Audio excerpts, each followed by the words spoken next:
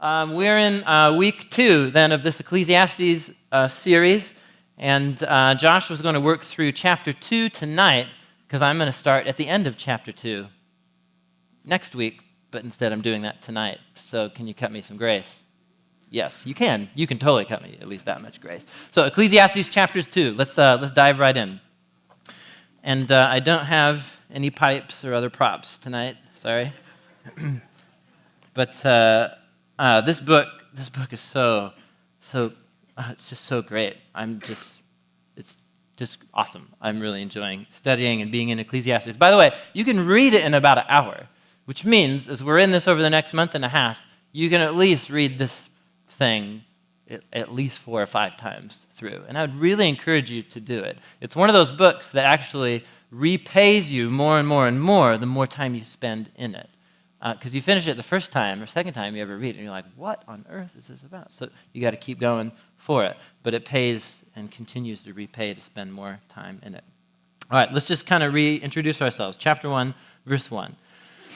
This book contains the words of the teacher, the son of David, the king in Jerusalem. And what are his words? His words are meaningless.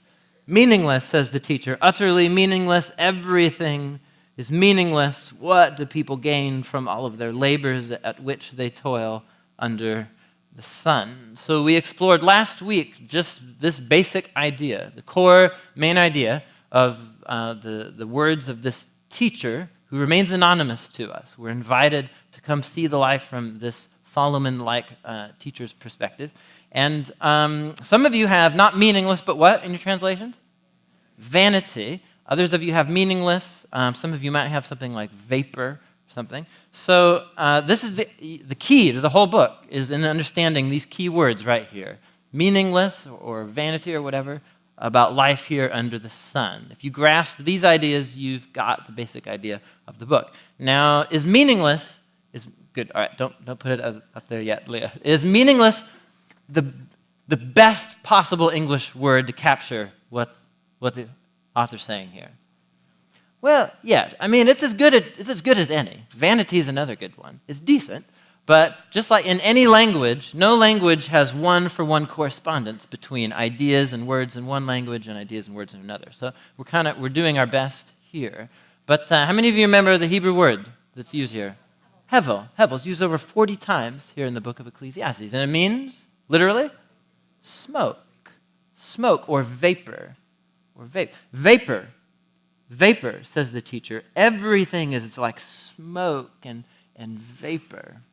And remember, he uses this to mean a couple different things. So let's get the slide up here. So sometimes he will use this word to mean life or something in life. It's fleeting, it's short, it's temporary, it's here today, gone tomorrow. But the teacher's also going to use this concept of hevel to describe how unpredictable life is. It's like it's ungraspable. We can all see that it's there, and it seems like life makes sense, but when I actually start the business of living and trying to get my hands around it and make it work, things don't go the way that I wanted them to go.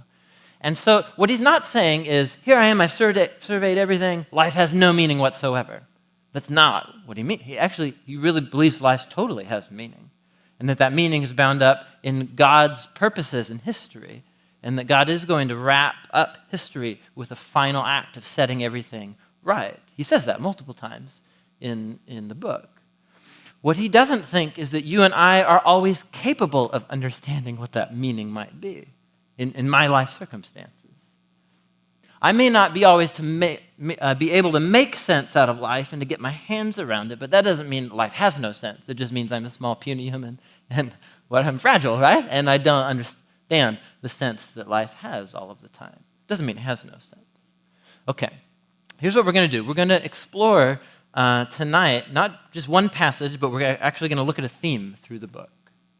Because this is a conclusion that the author is going to draw. Chapter 2, which Josh will now do next week, he's going to talk about how he just immersed himself fully in the pursuit of pleasure and wine, women, and song, and making gardens, and so on. And he comes to the end of it, and he finds that it was all a great weekend, but Monday eventually came.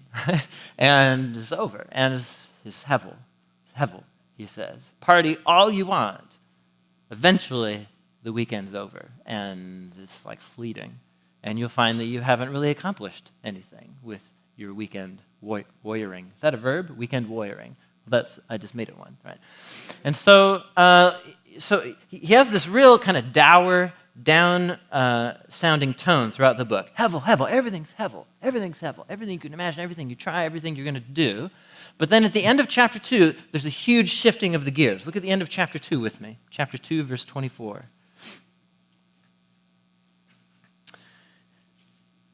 He says, a person can do nothing better than to eat and drink and find satisfaction in their own toil. This, too, I see, is from the hand of God. Because without him, who can eat or find enjoyment? So we were going like down this really steep hill. Everything is hevel, everything you try and grasp at the meaning of life, you can't do it. Stuff happens in your life you can't control. You try and pursue things that you feel are going to give you purpose and meaning, and then they don't. Hevel. So here's what I recommend. Enjoy life. Right? Have a good meal, enjoy a good drink, and enjoy your work, because that's the gift of God. Wait, I'm sorry, which is it? Is life hevel, or is life an enjoyable gift from God? Which is it? Turn the page or go to chapter 3 with me. Go to chapter 3, verse 9.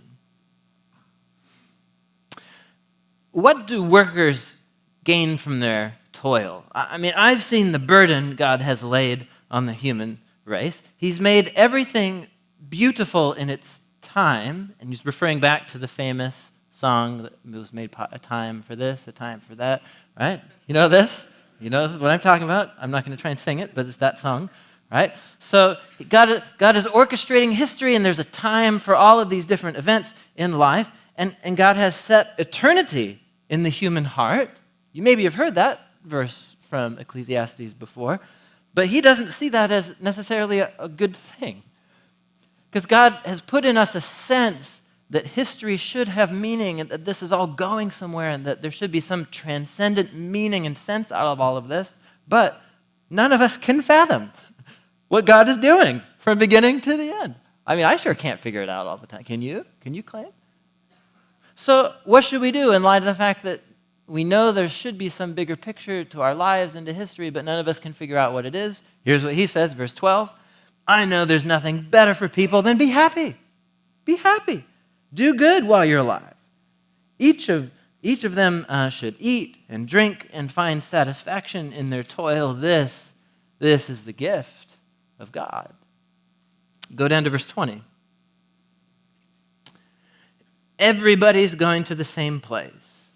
We all came from the dust. We're all going back to the dust. I mean, who knows if the human spirit rises upward or if the spirit of the animal goes down to the earth. Animals, humans, we're all going to disintegrate back into dust again. So how then should we live? So there's nothing better than a person can do than to enjoy their work, right? Because that's their lot. I mean, who can bring them to see what will happen after them? You're not in control of your life. You know you're going back to dust again, so at least have a good time. How you guys doing? Right? We're like, is it, what's wrong with this person, right? So go to chapter 5. It gets better. It gets better. Chapter 5, verse 15. Everybody comes naked from their mother's womb, and as everyone comes, so they depart. They can't take anything from their toil that they can carry in their hands. And this is a grievous evil, because as everybody comes, so they depart. I mean, what do we gain? Since all our lives we're working, and we're toiling for what? For the wind, I guess. And all of the days, our days, we eat in darkness with great frustration and affliction and anger. So here's what I observe to be good. It's good for a person to eat, to drink, to find satisfaction in their toilsome labor under the sun during the few days of life that God has given them. This is their lot. And even more so, when God gives someone wealth or possessions and the ability to enjoy them, to accept their lot and be happy in their toil, this is God's gift. It's God's gift. They seldom reflect on the days of their life because God keeps them occupied with gladness of... Wait, so is life meaningless and hevel and chasing after wind, or is life a gift of God that's meant to be enjoyed? Which is it? What's wrong with this guy? Right? Keep going. Oh, it doesn't end. No, it doesn't. Go to chapter 8. Chapter 8, verse 14. This one's really good. Chapter 8, verse 14. Here's something hevel that occurs on the earth. Here's something that seems to make no sense. The righteous get what the wicked deserve, and the wicked get what the righteous deserve. This, I say, is hevel. And do you agree? This is totally hevel. No, this is an enigma. It's a paradox. How does this make sense? I don't know. So here's what I commend. The enjoyment of life. Because there's nothing better for a person to do under the sun than to eat and to drink and be glad. And then joy will accompany them in their toil all the days of their life that God has given them under the sun. Chapter 9. How you guys doing? There's 7 of these passages. We're a little over halfway through. Stay with me. Chapter 9, verse 3. Here's another evil that happens under the sun. The same destiny overtakes everybody. The hearts of people, moreover, they're full of evil. And there's madness in our hearts while we live, and afterward, they all join the dead. It's his view of life here under the sun. So, verse 7. So go on now. Go eat a good meal with gladness. Yeah. And drink your wine with a joyful heart. God has approved of what you do. In other words, it seems that God takes special pleasure when people enjoy the goodness of life. Always wear white and anoint your head with oil, which I think essentially what he means is don't dress like a funeral mourner and you put some product in your hair. You know what I mean? Like, look presentable, right? Don't be like dour and be like the Portland depressed person with like messy hair and always wearing a black overcoat or something. Like, don't be that person, right? So, like, look presentable. Like, do your hair, you know? Look like you're enjoying life. And actually go enjoy it, right? Enjoy life with your wife whom you love all the days of this meaningless life. And here I think actually means hevel is like temporary, of your temporary life that God has given you under the sun. All of your temporary vapor-like days. This is your lot in life and your toilsome labor here under the sun. Last one, chapter 11, verse 7. Light is sweet, and it pleases the eyes to see the sun. However many years a person may live, man, enjoy them, all of them. But you should remember the days of darkness, for there's going to be a whole bunch of those. And everything to come, it's like a puff of smoke. So when you're young, be happy while you're young. Let your heart give you joy in the days of your youth. Follow the ways of your heart and whatever your eyes see. And some of us are like, sweet, I want to memorize that verse in the Bible, right? But then he qualifies. He's talking about enjoying every good thing that life has to offer. But he says, but remember that for all of these things, God's going to hold you accountable, right? Right? So your enjoyment needs to be done in the fear of the Lord and honoring him and so on. So he says, banish anxiety from your heart and cast off troubles from your body, for youth and vigor are here today gone. So enjoy them while you have them and remember your Creator in the days of your youth. Do you see a pattern here? We just walked from one end of the book to the other. Did you see the pattern?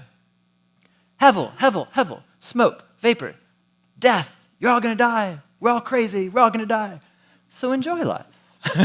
All right? Like sit back, have some dinner with your friends. If you find a life companion, that's awesome. Just enjoy the days that you have, because the days of darkness are coming and hevel and smoke, and it's going to be horrible, and you're going to be old and decrepit, and you're not going to know what to do. So enjoy life because that's coming. And right? Do you see this here? Right? Back and forth, back and forth. So we read this and we think this guy's crazy, whatever. Like he has two people in his head or something. Like what's wrong with this person? And what's happening here is that somehow the way that we see the world, this is an either or. Either life, I can't make sense of life all of the time. I don't always know what's going on. I'm in a perpetual state of bewilderment about my life. So I'm going to mope around and do nothing because whatever. It seems meaningless to me. Or we have this like starry-eyed optimism and like God is going to make all my wildest dreams come true or something like that. None of us actually say that, but many of us actually live like that, right? And because we're very disappointed when God doesn't underwrite our dreams, right? And so we begin to resent God and so on, but at least we're going to go pursue and follow whatever is in your heart, all this kind of seeing life through rose-colored glasses. And what the teacher is going to say is actually this is not an either or. See, we see failures in life and disappointments as obstacles in my way to a life of joy and fulfillment. And he's just going to turn that right on its head. Because he's going to say, actually, it's life's failures and disappointments that are the key to embracing a life of true joy here under the sun. We see failure as an obstacle. The teacher sees life's failures as an opportunity to embrace true joy. Why? So let me frame this in a few different ways. So I live by Franklin High School, up off of 50th and Division, and there's this park, like a public park, right, like kind of by the tennis courts of the high school and so on, which is kind of weird because it's a high school, but it's a park for all the little kids of the neighborhood, which means that it's one of those parks that's perpetually filled with high school students, like just sitting around on all the stuff that's for the little kids. You know what I mean? Like one of those kind of parks, whatever. So anyway, so we live a number of blocks away, and so I often take my son Roman up to the park to go play there. So he's a year and a half, and his whole life is climbing and slobbering and these kinds of things all over parks. And so we're going to the park one day. It's a school day, and the school's letting out. It's like 3 p.m. And so we're going down the sidewalk, and I'm pushing Roman in his little stroller. And so there's a few things. First of all, in the parking lot, I observe a small group of skateboarders. So, right, home team. So I like these guys, and I'm like, oh, cool. And they're like kind of skating around the parking lot. And then I can see they're getting ready to leave the parking lot. And so they begin to kind of skate out. And so, it's like the parking lot, then the driveway crosses the sidewalk out into the street. At the same time that this little group, 3 or 4 guys, is getting ready to go, there's a group of girls like coming towards me on the sidewalk on the other side of the driveway. And so I can see the look in their eye, and I can see what's going to happen here. So like they're going to race out, of the parking lot, and one of these guys, they're like want to do something cool to impress the girls, like as they go out into the street. And so I'm watching this with pleasure, like, ooh, what's going to happen here, And so you know how there's like in the city, Portland here, city sidewalks, and there's always that little grass patch, sidewalk, grass patch, and then the street. And so one of these guys, he starts pushing pretty hard because he wants to come at an angle and like jump over the grass patch into the street right in front of the girls. That's totally admirable. You know what I mean? Like he wants to score points or whatever. He wants to look good. And so we're watching, we're just, just a number of yards away as we go. And so this guy comes, and so he doesn't make it. He doesn't jump far enough. And so he's going, and he lands his back wheels in the grass. Does grass roll very well? Mud, dirt? No. So he just sticks, and then he just pitches right into the street, and it's like the shoulder grind on the asphalt. And he's got like his backpack on, and he does this roll and what have you. And so the girls now, they're not impressed. Obviously, they're laughing, or some are horrified, and so on. And so here's what I felt so horrible for what's happening inside of me. On the outside, I went like, oh, yeah. But on the inside, I had this feeling of like, that was so awesome, like so. And I had this kind of, I watched this happen with a little bit of relish inside of me, mostly because I resonated with this guy's experience, because precisely the same thing happened to me in high school, a number of different times. You're trying a trick in front of the girls that you like, and then you fall in front of them. Now, So as we were at the park or whatever, and we're hanging out, and I was really kind of working this over because, it hurts to fall like that. And then I was like, what's wrong with me? Why? So here's a moment. This guy's trying to make something happen in life. You know what I mean? Like, who knows his story? And this is his chance, you know what I'm saying? To make himself appear like he's somebody, in front of these girls. And it's we have a name for these moments in our culture. We call them fail moments, right? There's whole websites dedicated to these fail moments. You guys know what I'm talking about? The fail blogs and epic fails and so on. So it's someone is intending to make life go a certain way, usually to make themselves look better, and then they humiliate themselves in some horrible accident or something like that. And sometimes they're really someone gets hurt, but you're laughing. You know what I mean? You're like, we're laughing at this, and we make whole websites out of this. Why is that? I think there's a couple of reasons. One is it's a form of psychological displacement, because what we're really thinking is that could be me. I'm sure glad it's not. Right? So that's one thing we're thinking. But in another, it just exposes this irony in life. We have these ideas about how life ought to go, and we certainly have ideas about how my life ought to go, and the path and the course that my life is going to take. And then things happen in life that you simply cannot control. Right? So whether it's something serious like a tragedy, or something more silly like you fall on your skateboard, or there's a whole spectrum in between of things that happen to us. I had this plan, I had this career, I'm in this relationship, here we go, and then we have these epic fail moments in our lives. And we view those as obstacles to joy in life. And the teacher says, no, actually, that moment in that kid's life could be the best thing that ever happened to him. It could be. Because it could do two things. It could strip him of the illusion that he's actually in control of his life. And that he can actually make things happen the way that he wants them to. And the sooner we are stripped of that illusion, in the teacher's opinion, the better. The better.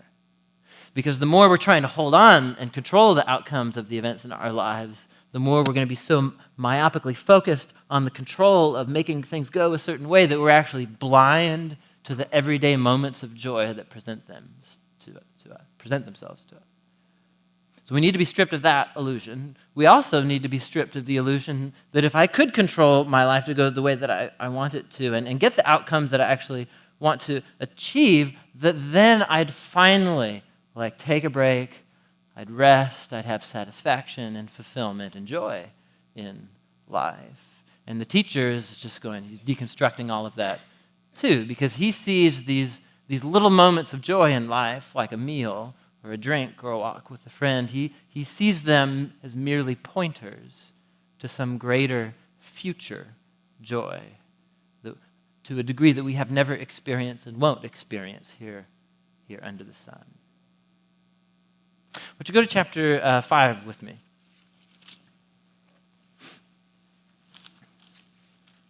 How you guys doing? Good. Oh, Song of Songs, nope. What if I just started reading love poetry right now? Chapter 5, we read this, verse 16. As everyone comes, so they depart. What do they gain since they toil for the wind? Here we are working. Work is like what most of us do with most of the hours of our days. And so he comes along and he says, work, it's like a grievous evil.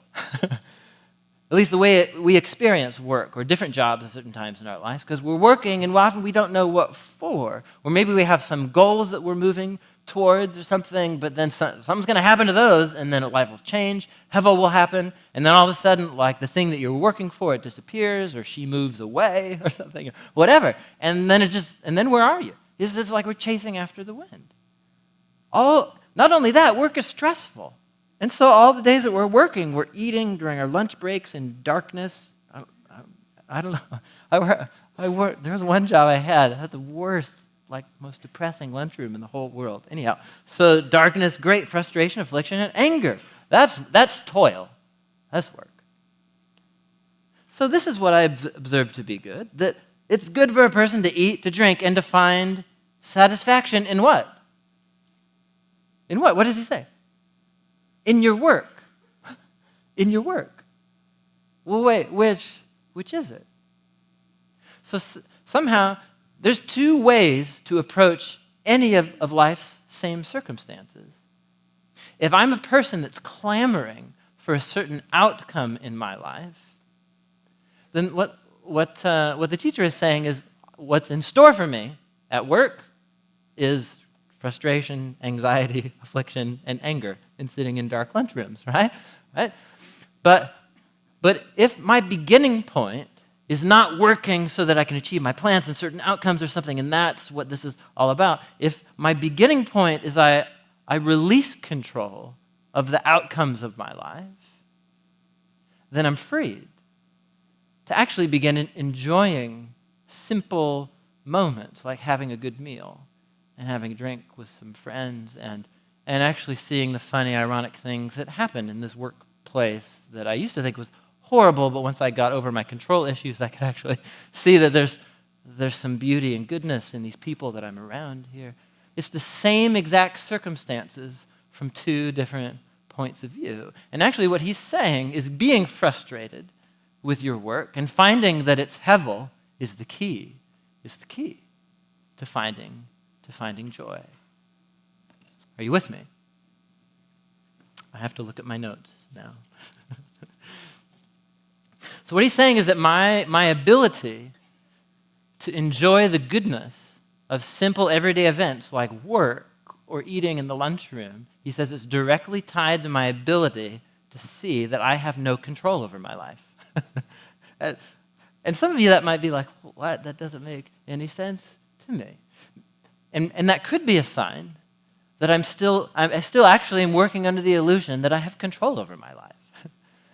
But there are some of us who have been in a whole bunch of life circumstances where time or age begin to wizen you to the fact that you can have the most noble intentions and plans and goals.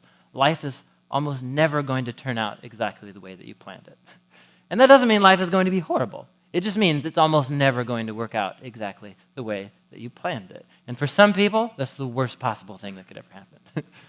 But for some people, there's freedom. There's freedom there. So as I've been sitting in this truth, I thought I would have another week to sit in it. But to be honest with you, this truth in the book of Ecclesiastes is taking me to school personally right now in two different ways. And the first one is right here, like this thing that we call door of hope. So there, and Josh and I talk all the time about this. You may or may not be aware of this, but for people who start new churches or for leaders of churches, there's just like a whole industry of like books and DVDs and conferences of like take your church to the next level, you know what I mean, or whatever, like, you know, lead with power and vision, and it's and a lot of it's really really helpful, practical, and great. It's really great practical stuff for leading, starting churches, and so on. But if you ever, or as I've kind of been exposed to some of that, there's a strange seduction that begins to take place there. For church leaders, at least, especially if it's a person whose personality is wired towards outcomes and goals and making things happen in life, right? And so, and I've had this happen to friends of mine who are pastors, and I can observe the tremors of it even in my own heart sometimes, right? So here's what we're going to need to make this. We're going to like care about the poor more. We're going to make an impact in this city, making things happen. We're going to have 80 small groups by the end of the year. You know what I mean? Like we have these outcomes and goals, and then you realize like this is a church. It's the church. And what's the church? It's not a building. Not once in the Bible is the church connected with the building. The church is people. The church is people. Are people an outcome? Are people a goal? You know what I'm saying? Like, can you just make people do what you want them to do? You know what I mean? Like, no, of course not. Of course not. And so there's two ways you can go down that road as the leader of a church then. You can begin to see the people in your church as a means to an end. I'm going to take this church somewhere, and here's the power to do it, you know? And then when that doesn't work out, then you get pastors or leaders who become like resentful of the people that they're called to shepherd because they're not responding the way that I think the church ought to. You know what I'm saying? And the very thing that ought to bring joy, people, is the very thing that brings me grief and frustration. Because my starting point was, I'm going to make things happen. And we're going to take this place somewhere. But if my starting point is, I can't make Door of Hope do one thing. I have no idea what's going to happen like 2 years from now at Door of Hope. I can't control the outcomes. I can't make people do anything at all. I can kind of sometimes control this person right here, right? So, and not always in the ways that I would like, but I think I'm getting better at it as I follow Jesus longer. But so I can be in control of this person. I'm responsible for this. And so what I can do is release the outcome to God. That's actually not my burden to bury. It might bury me, right? But it's not my burden to carry, right? Like the weight of all of our collective destiny and so what we're going to do in this city. Like how presumptuous of me to think that I'm like should carry that or Josh or the elders or something. No. So we're people. And each of us has roles and responsibilities. If my starting point, we're going to make things happen, destined for disappointment and bitterness, anger, frustration, affliction, right? But if my starting point is, I have no idea where this thing's going to go, and I can't control it, I begin by acknowledging my powerlessness. I release the results to God. And according to the teacher, now I'm ready to dive in, to work, and to maybe actually have a good time while I'm at it. To see moments of joy because I'm not so obsessed with obtaining a certain outcome. The teacher in Ecclesiastes is taking me to school in this area. It's taking me to school also as a father and as a parent. And if you're parents, you will resonate with this. If you had a parent, you'll resonate with this. And I think that's everybody in the room to some degree. So one thing, so I have this 1.5-year-old, Roman, as I mentioned, and he's like a little caveman right now. He slobbers and grunts or whatever. He can't quite communicate yet. He's pointing everywhere. He's like knocking stuff over. He's always into everything. And he's happy about it. Like that's just kind of what he does. And so I have two responsibilities as a parent. One, I need to help civilize him to like the land of civilized people, you know? And we're reading this parenting book right now that says parents are ambassadors of the civilized world to these little cave people, helping them learn that grunting and slobbering and so on is not okay all of the time. So that's one of my roles is to guide it and to train him, right? That's very important that I do that. But so quickly and easily I can slip from guidance and training into control mode with Roman. And so like if he's like particularly ornery one day, which sometimes that happens or whatever, and so like I'll spend it's like a day off and I'm with him like a whole afternoon or something, I'll spend like the whole day just stressing about like, why does he keep doing that? Like I just told him not to go towards the plug 5 different, he's going again, here he is, little caveman, you know? And like, oh, don't get into that and so on. Or maybe if we're in a public place, it's even worse because I'm hyper aware of his caveman-like qualities and because he's going around running into stuff, you know, and I'm like, oh, sorry, excuse me, sorry. And I get into this hyper control mode of like, no, he needs to not do that.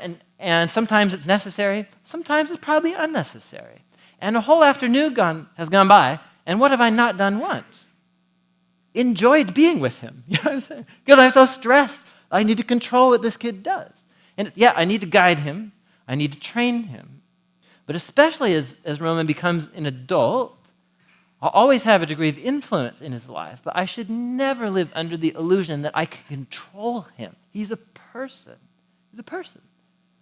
And so we have these relationships in our lives, and we want there to be a certain outcome. Where's this relationship going? Why does my mom always act that way? You know what I mean? Like, and we want to control the outcomes of these people, of these relationships. And it seems to me that what the teacher is saying is if my starting point is why doesn't this person do what I want them to do, you're just set up for darkness, frustration, affliction, and anger, according to chapter 5, verse 17. If my beginning point is I have no control over this person, I might have a degree of influence. I might have a degree of training or guidance in their life, but I have to release the ultimate. If Roman grows up and he loves Justin Bieber and going to the mall, I just have to deal with that. You know what I'm saying? Like, I just have to deal with it, right? And so I'll weep in my heart or whatever, but that's okay. Like, he's a person. I shouldn't carry the burden of thinking I'm responsible for his destiny. I'm responsible for a big part of his destiny, more than most other people, because he's my son. But I need to begin by releasing. This kid was given to me as a gift.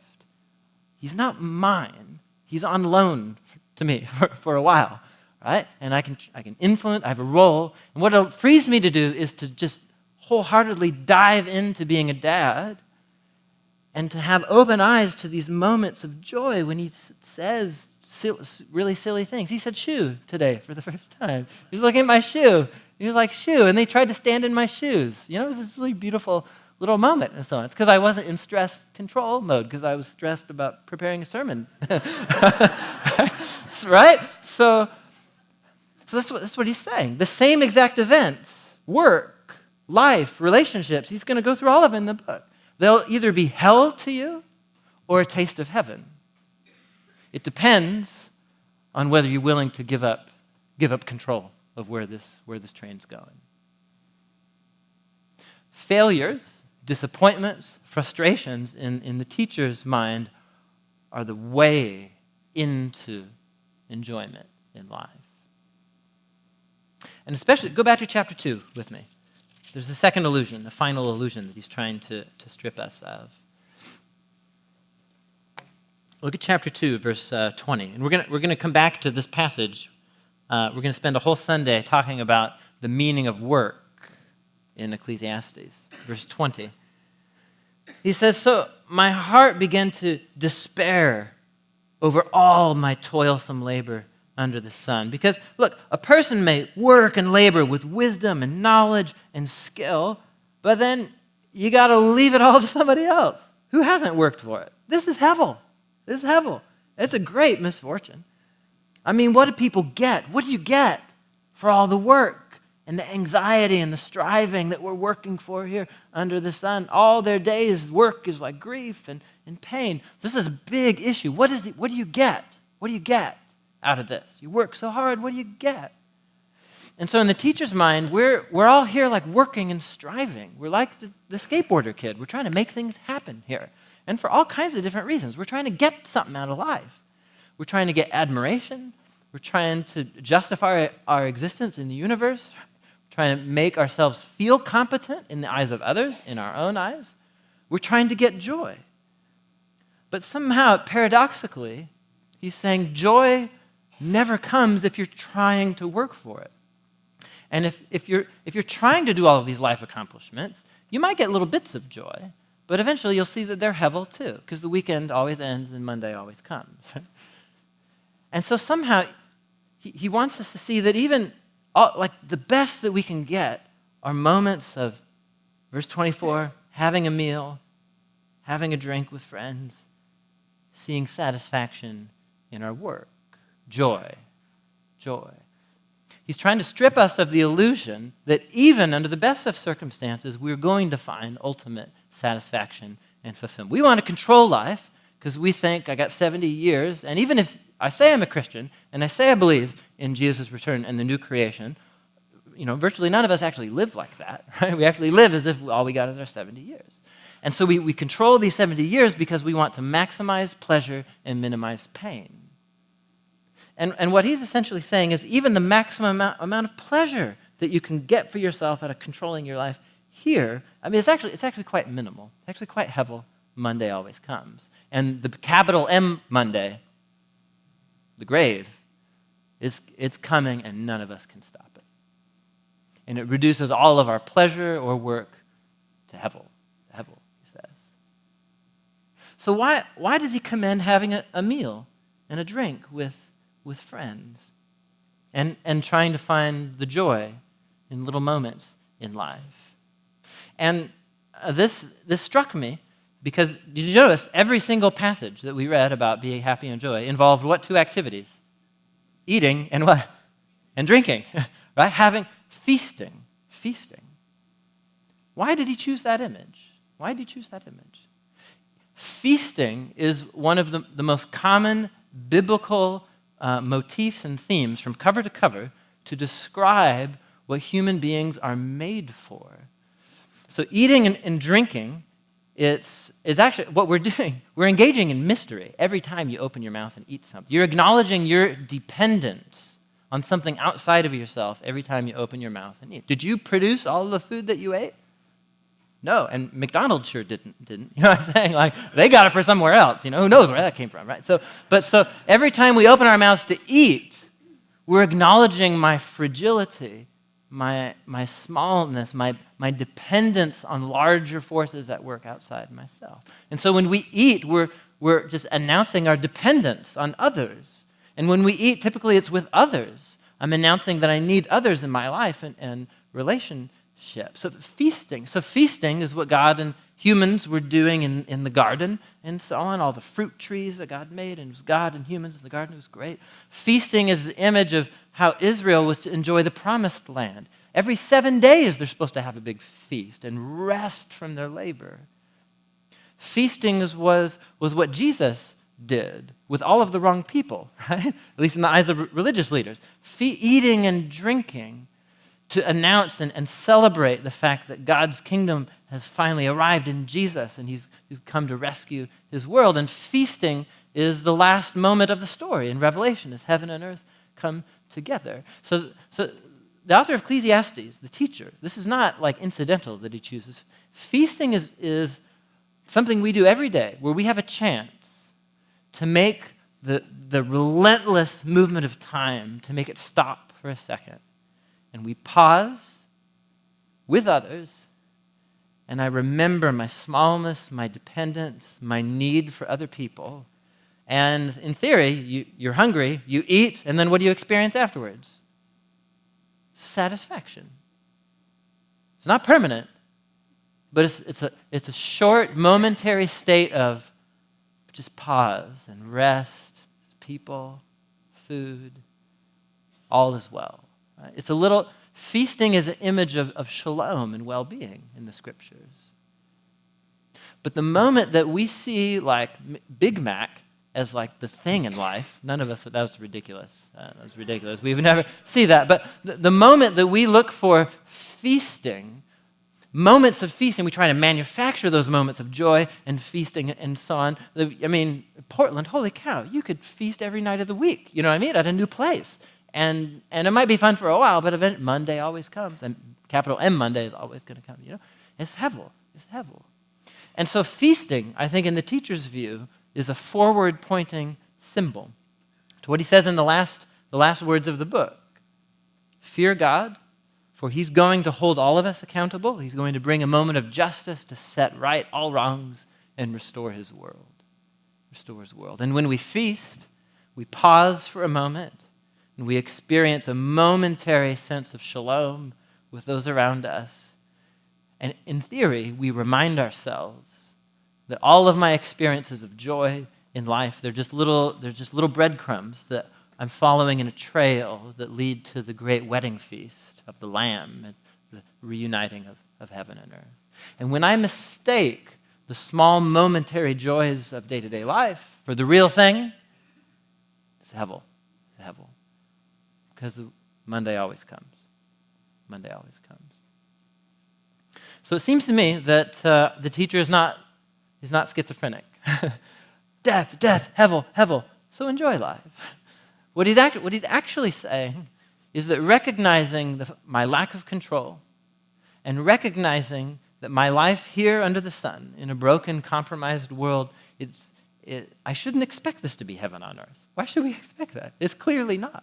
It's a world compromised by evil and by sin and selfishness and our own stupidity. You know, why would we think for a moment that we can find ultimate shalom here in these 70 years? But we do all the time. Let me close with some words from Blaise Pascal. Anybody? Blaise Pascal. He was a 17th century French Christian philosopher. Whoa, that was a lot of words. But he describes the restlessness inside of us that causes us to believe in the illusion that we can control our lives and that we can find joy here. He puts it this way. He says, we're never satisfied with the present. We anticipate the future as too slow in coming, as if we can hasten its course, or we recall the past to stop its too rapid flight. We are so unwise that we wander about in times which are not ours, and we don't think of the only one which belongs to us. We are so idle that we dream of those times which are no more, and we thoughtlessly overlook the only one that exists. It's because the present is generally painful to us. And we conceal it from our sight because it troubles us. And if it just happens to be delightful to us, we regret to see it pass away. Next paragraph. We try to sustain it by the future and think of controlling matters which are not in our power, and so we're preparing for a time which we have no certainty of reaching. Each one of us, let's examine his thoughts, and he will find them all occupied with the past or the future. We scarcely ever think of the present, and if we think of it, it is only to take light from it to arrange the future. Isn't this great? This is so depressing, but enlightening at the same time, right? So the past and the present are our means, and the future alone is our end. And so we never live, but hope to live. And as we're always preparing to be happy, it is inevitable that we should never be so. That's precisely what the teacher is saying.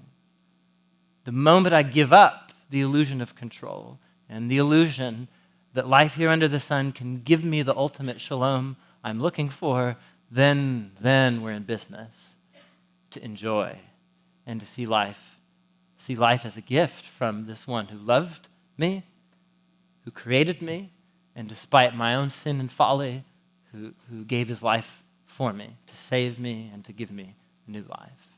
It's then that I can experience joy. Amen?